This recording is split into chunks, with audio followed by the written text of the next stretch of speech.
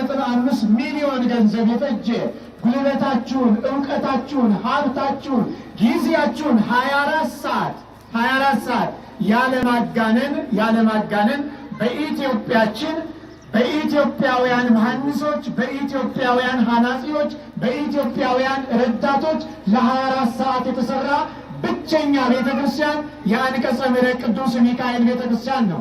24 ሰዓት እንግዲህ በአውሮፓ በቻይና በምናምን ይሰራል ሲባል እንጂ በሀገራችን አልሰማንም። እናንተ ጀግና ህዝቦች፣ ምእመናኖች፣ ሚካኤል ወዳጆች አሁን ለመዞር አይመችም።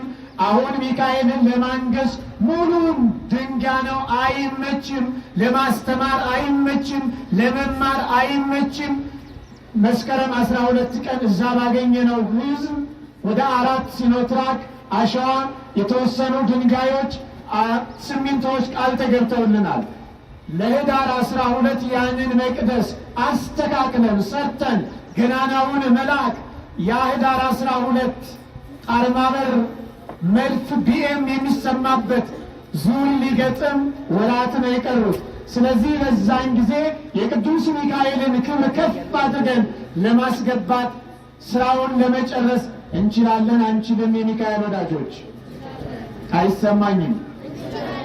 የምትችሉ ከሆነ ወይ በእጃችሁ ወይ በእልልታ ግለጹት። እግዚአብሔር ይስጥልኝ። የምንችለው ጉልበት ያለው ጉልበቱን ሲለግስ፣ ሙያ ያለው ሙያውን እንደ ትናንትናው ሲለግስ፣ ገንዘብ ያለው ገንዘቡን ሲለግስ፣ አዋቂው በእውቀቱ ሲራዳ ነውና ቀድሞ በምህንድስና ስራ ውስጥ ሰፊ ሱታፌ የነበራችሁ ወንድሞቼ እንዳትሰለችሁ፣ የሰራችሁት በሥላሴ መዝገብ ውስጥ ተጽፎላችኋል። ቅዱስ ሚካኤል እኔ የሚደንቀኝ 75ቱንም ቀን ሳትሰለችሁ የመገባችሁ የአየር ጤናና የአካባቢው ምዕመናን ነበራችሁ። እንጀራ ጋግራችሁ ሳያልቅባችሁ ጠጅ አመጣችሁልን። በእውነት 24 ሰዓት ያልታከታችሁ ወንድሞቻችን ቀሪ ስራዋን ለመጨረስ እንዳትታክቱ መሐንዲሶች እንደተለመደው ነው። ከቅዱስ ሚካኤል ቤተ ክርስቲያን የጉልበት ዋጋ አይከፈልም፣ እግዚአብሔር ብቻ ነው የሚከፍለው። እስካሁን ድረስ ለመሐንዲሱ አልተከፈለም፣ ለሐናጺው አልተከፈለም፣ ለግንበኛው አልተከፈለም፣ ለረዳቱ አልተከፈለም። አሁንም ከእግዚአብሔር ብቻ ነው የሚከፈለው። እኛ ሳንቲም ብንከፍል ዋጋው ያንሳል። እግዚአብሔር ሲሰጥ ዋጋው ግን ጤንነት ነው፣ ሀብት ነው፣ በረከት ነው፣ ረጅም ዕድሜ ነው። ስለዚህ እሱ ሊሰጥ አይሻልም? ይሻላል አይሻልም? ማን ይስጠን?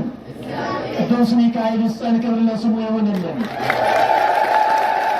ስለዚህ በአዋጅ ከዛሬዋ ቀን ጀምሮ በቅዱስ ራሔል ቤተ ክርስቲያን፣ በቅዱስ ሚካኤል ቤተ ክርስቲያን በየሰንበቱ ያለችንን ሁሉ እዛ ለምንገነባው ለዙሪያው ስራ እናውላለን ማለት ነው።